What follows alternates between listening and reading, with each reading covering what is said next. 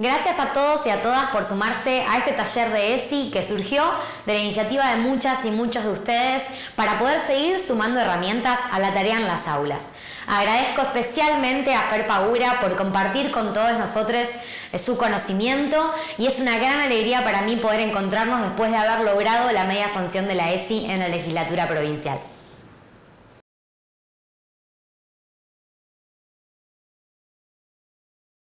El segundo tópico habíamos comentado anteriormente que tenía que ver con poder pensar la transversalización de la ESI, ¿no? De qué hablamos cuando hablamos de transversalización y ahí también poder pensar qué posibilidades tenemos para la transversalización, las barreras u obstáculos que podemos reconocer, que no siempre son los definitivos y no significa esto que no podamos saldarlos. Lo que sí es poder posicionarnos, sí, desde lo que entendemos por transversal, porque de última termina, parece que la transversalidad tiene que ver con todo y al final no tiene que ver con nada, como que la transversalidad todo el mundo se ocupa y luego nadie se ocupa. Entonces, muchas veces también escuchamos esto, ¿no? De que hay docentes que dicen, bueno, todo es ESI, nada es ESI, quien se hace cargo de la ESI, es transversal.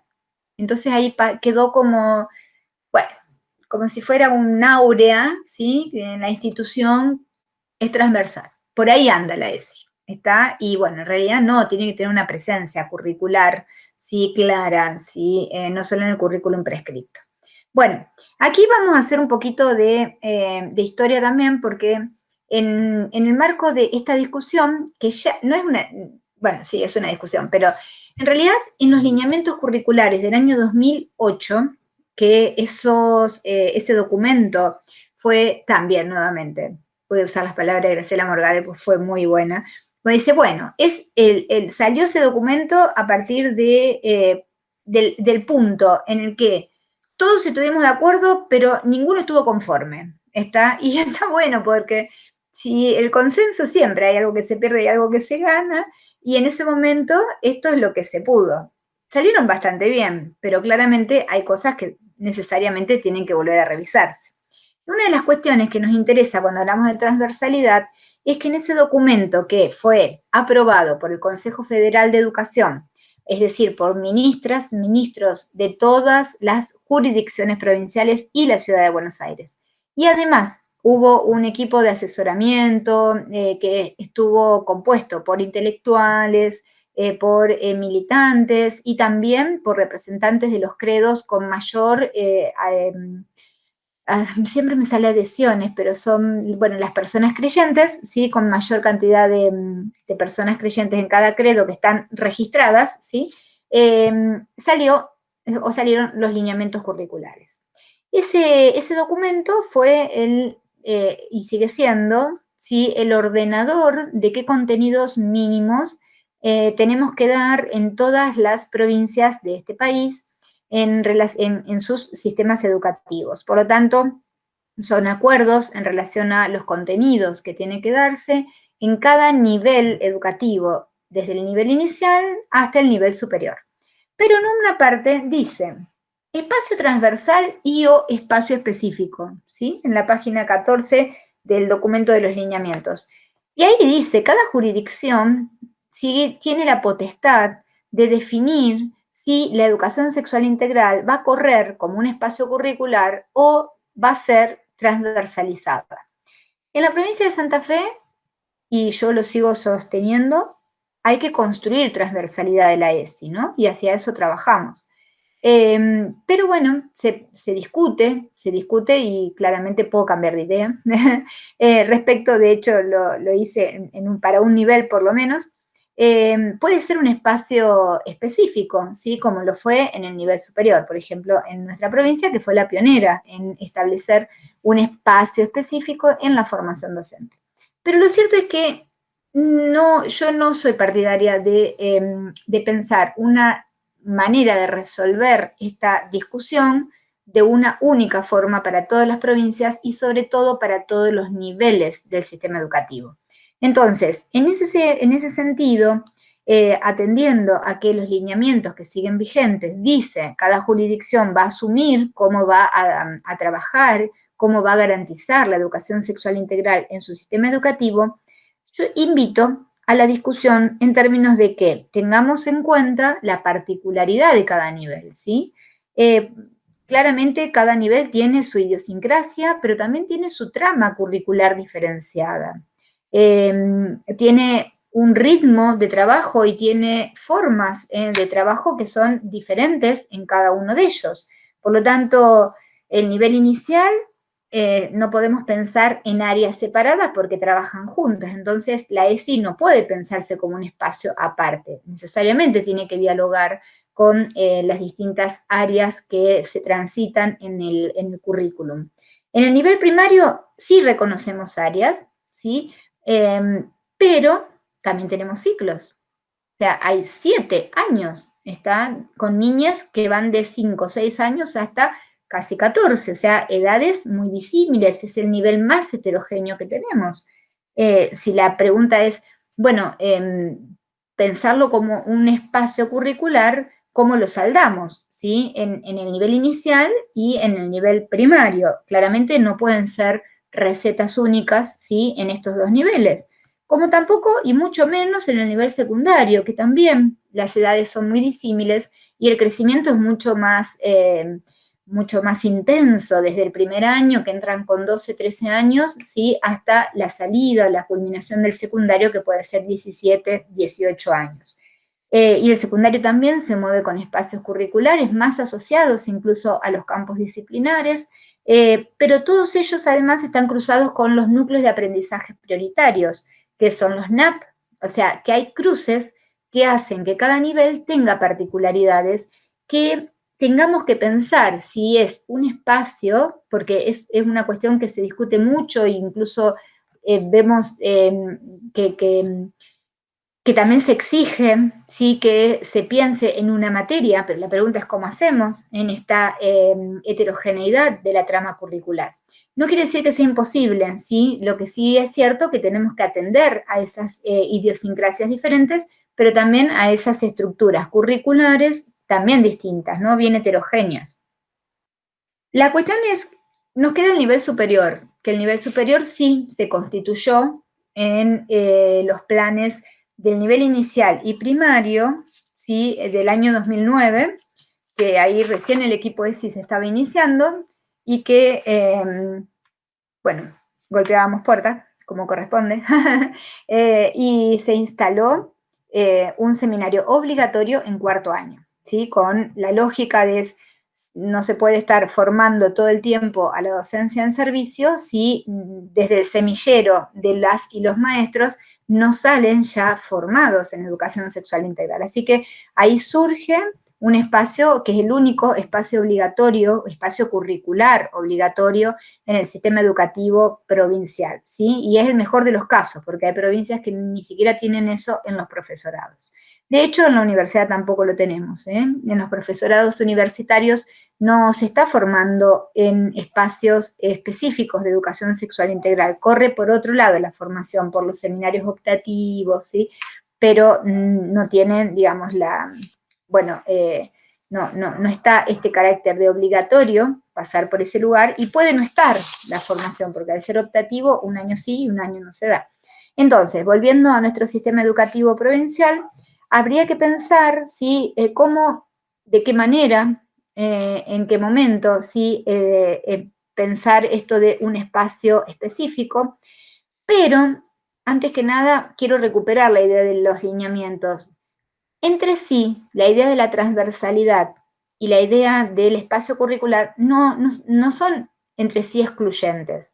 O sea, podemos seguir sosteniendo la posibilidad de un espacio, por ejemplo, en el caso del nivel superior, un espacio específico, y luego, sí, también pensar en cómo desde ese espacio traccionar, ¿sí?, la educación sexual o la transversalidad en la formación docente. De hecho, para referirme a los institutos de formación del profesorado de la provincia, que solamente lo que voy a decir ocurre para el plan de estudio 2009 en las dos carreras, el seminario surge como un seminario obligatorio en el cuarto año, cuatrimestral, claramente es poco, siempre es poco para educación sexual integral, ¿sí? Siempre va a ser poco, tenemos que seguir formándonos toda la vida, eso está claro, pero lo que está bueno de esa propuesta es que el otro cuatrimestre, la docencia tiene sus horas rentadas, ¿sí? La misma carga horaria rentadas sin estudiantes. Y eso se pensó en su momento como una conquista porque sabemos que desde una materia es muy difícil traccionar, desde un único seminario cuatrimestral, es muy difícil traccionar 4 o 5 años de formación.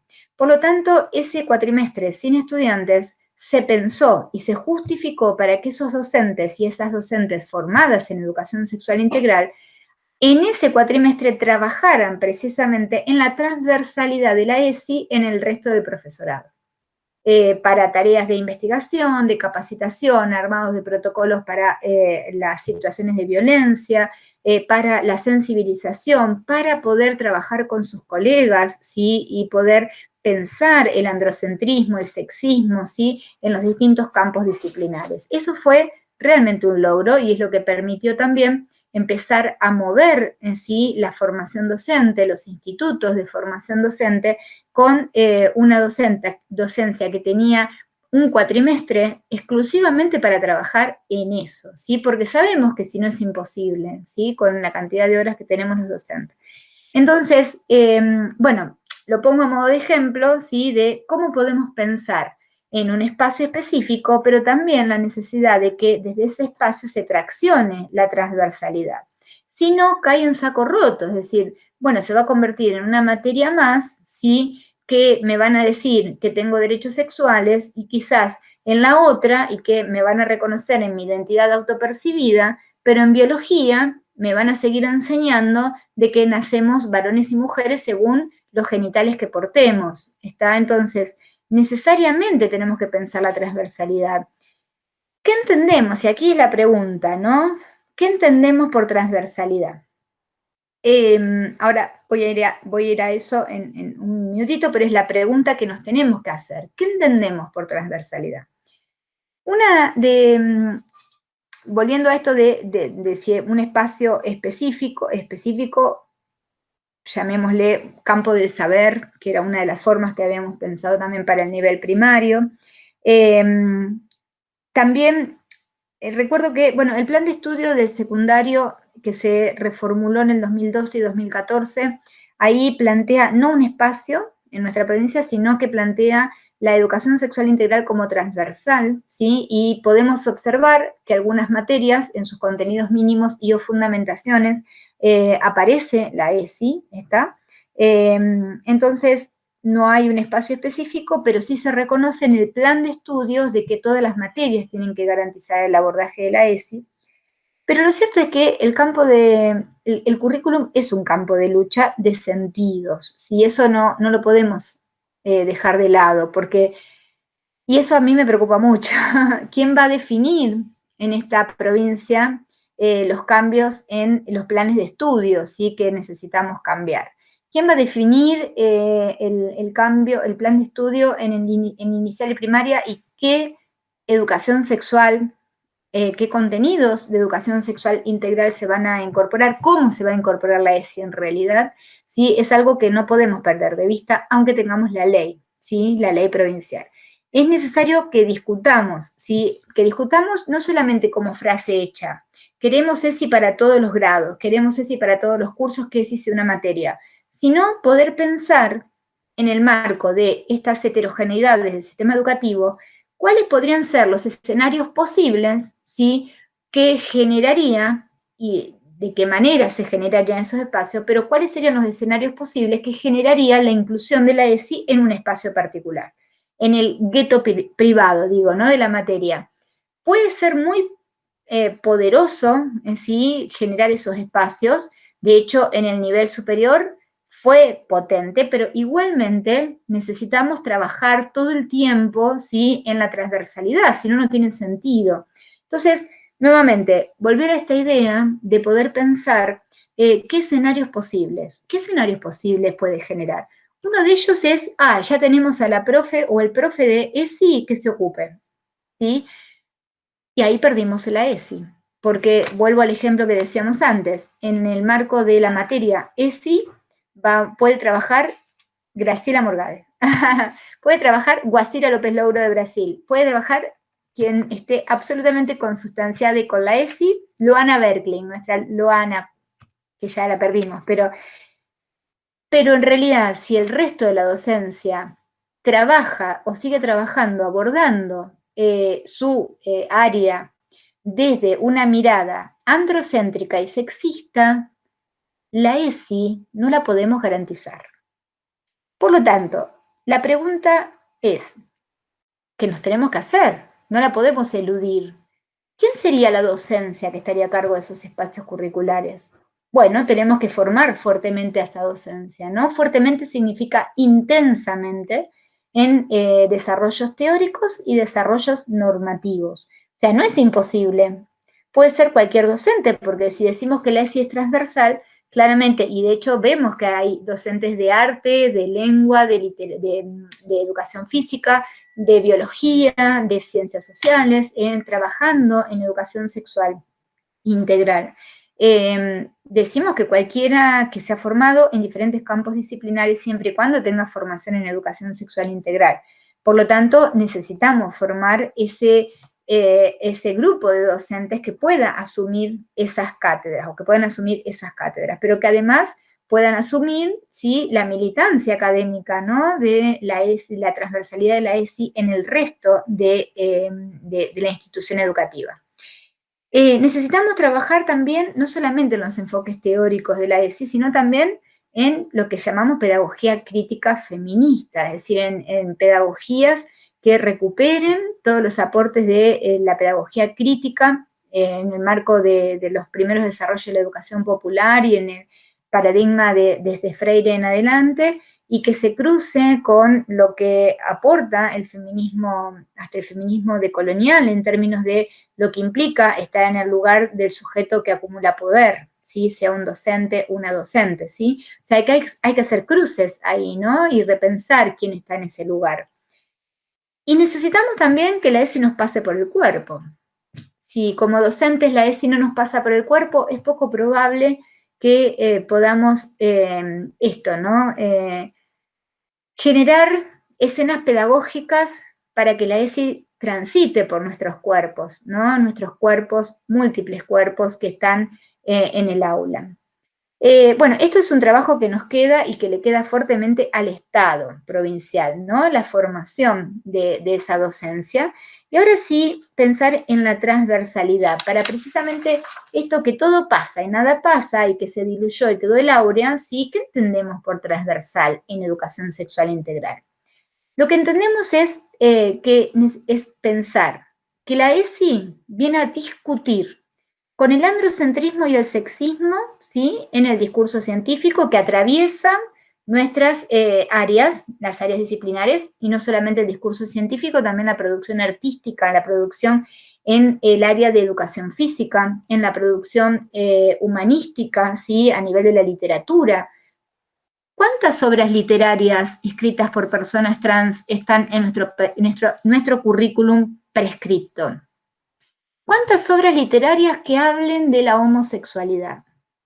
¿Cuántas obras literarias que hablen de las mujeres negras, lesbianas o heterosexuales? O sea, esto de poder pensar que el currículum prescripto está atravesado por el androcentrismo y el sexismo, y que, como decíamos al comienzo, desde una mirada interseccionalizada, ¿sí? Necesitamos hacer esos cruces para poder pensar cómo el currículum prescripto reproduce el sexismo y el androcentrismo, ¿sí?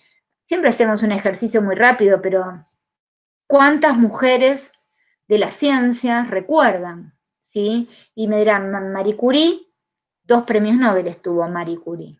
¿Cuántos saben eso? ¿Sí? Si un varón, fue la única, si un varón hubiese ganado 2 premios Nobel en 2 ciencias como la física y la química, estaría, no sé, casi semidios, ¿sí?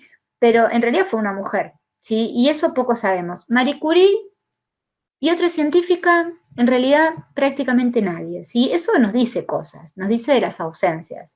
Y ni hablar si además esa científica es una mujer trans. Menos aún, se perdió en la historia, ¿sí? Su identidad sexual. Entonces, la transversalidad tiene que ver con la discusión del androcentrismo y el sexismo en los discursos científicos, en los espacios curriculares que damos, en los contenidos que elegimos y en los temas seleccionados para cada una de las áreas que estamos a cargo, sea el nivel que sea. Porque han sido construidos en el marco de un discurso, ¿sí? A partir de, digamos, podemos materializar esto, ¿no? Del sexismo y el androcentrismo, hacia grandes rasgos. ¿Cómo lo podemos observar? Primero porque aparecen fuertemente el universal masculino, ¿está? Entonces, el hombre. Bueno, ahí entramos a discutir acerca del lenguaje inclusivo, que el masculino es genérico, ¿está? Y sí, lo tenemos que discutir claramente, porque ese universal masculino no solamente es una manera de decir, pero que incluye a todas, es una manera de invisibilizar a la otra parte del universo, ¿está? Entonces, esa misma lógica masculina, cis, heteronormativa, también ha operado en la construcción científica, ¿no? Y estamos hablando de teorías, ¿sí? Estamos hablando de categorías teóricas en las distintas áreas, ¿no? Que transitamos. También necesitamos, o sea, la transversalidad de la ESI va a discutir con la norma dicotómica binaria, ¿sí? Es la norma que está muy, muy incorporada en nuestra, está internalizada en nuestro pensamiento, ¿sí? Occidental, cristiano, ¿sí? Y de ver el mundo en términos de casilleros resuelto en dos, ¿sí? O estás acá o estás allá. Barreras, las fronteras de género. Pero el problema que también es dos, ¿está? O sea, no hay posibilidad, no hay abanico, no hay múltiples formas de la condición humana, ¿sí? Por lo tanto, estás acá o estás allá, y si no, estás en lo anormal. O sea, el paradigma de lo normal, anormal, ¿sí? Que se consolidó en la modernidad, sigue operando en el currículum prescripto. La ESI viene a discutir eso, ¿está? Por lo tanto, no lo podemos hacer solo desde una materia, sino que necesitamos discutir el pensamiento moderno, la ratio moderna, ¿sí? Y los desarrollos teóricos. Y claramente incluir la categoría de género en clave de interseccionalidad. Yo, por ahí que pertenezco a la universidad, escuchamos trabajos que dicen, yo trabajo en clave de género. Ajá. Bueno, entonces analizo las estadísticas en función del sexo, divido varones y mujeres, o me dedico a analizar mujeres. Eso es cruzar con género.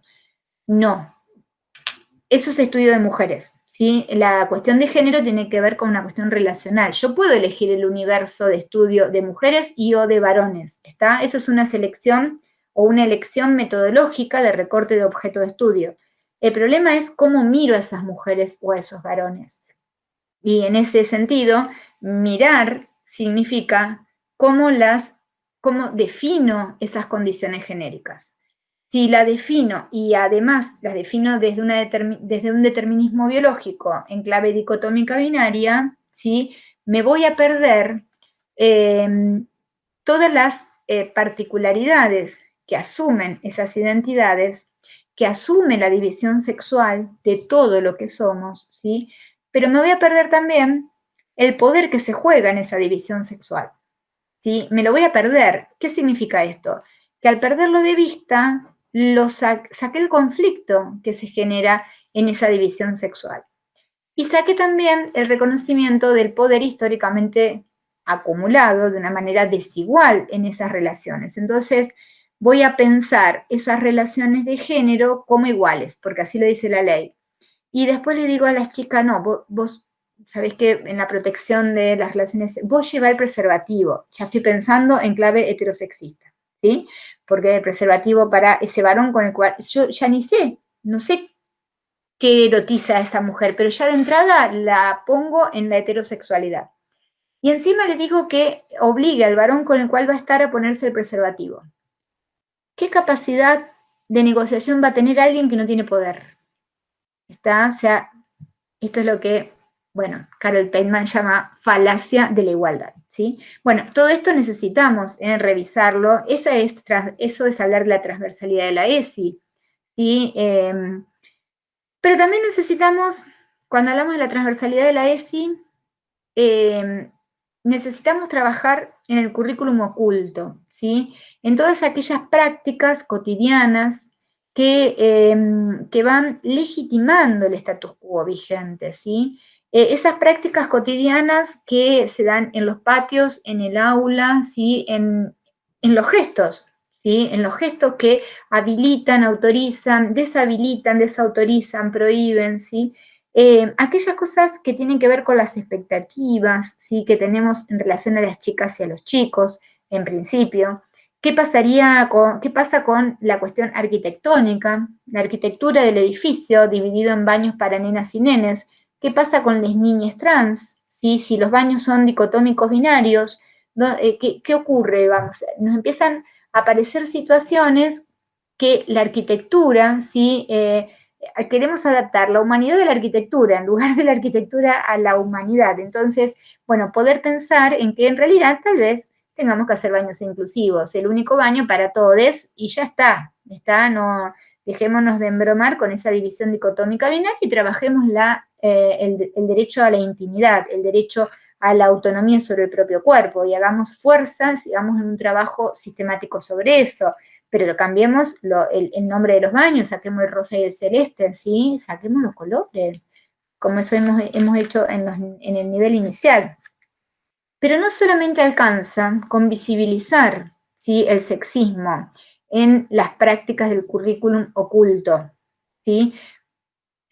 Tengo que buscar estrategias institucionales en el aula para poder transformar el sexismo. O sea, no alcanza con decir, sí, la verdad que sexista esto, qué machista, dicen algunos, ¿no? No alcanza solo eso, es decir, hacernos la pregunta, bueno, ¿y qué hacemos para no reproducir esto? ¿Sí? ¿Qué hacemos para no reproducir y no seguir legitimando el sexismo en nuestras escuelas? En ese sentido, típica, que suelo escuchar, el hecho de, bueno, sí, pero viste que Candela no es tan inteligente, pero es tan ordenado, es tan responsable. En cambio, Guillermo es re vago, pero es un bocho, ¿sí? O sea, estas apreciaciones que tienen que ver con las expectativas generizadas que tenemos la docencia, tan incorporadas que a veces ni cuenta nos damos, ¿sí? Son las que siguen legitimando, ¿no? El sexismo que intentamos deconstruir a través de la ESI. Poder pensar estrategias para deconstruir, pero sobre todo para no seguir legitimando el sexismo en las vidas de las instituciones educativas, es parte de de la transversalización de la ESI.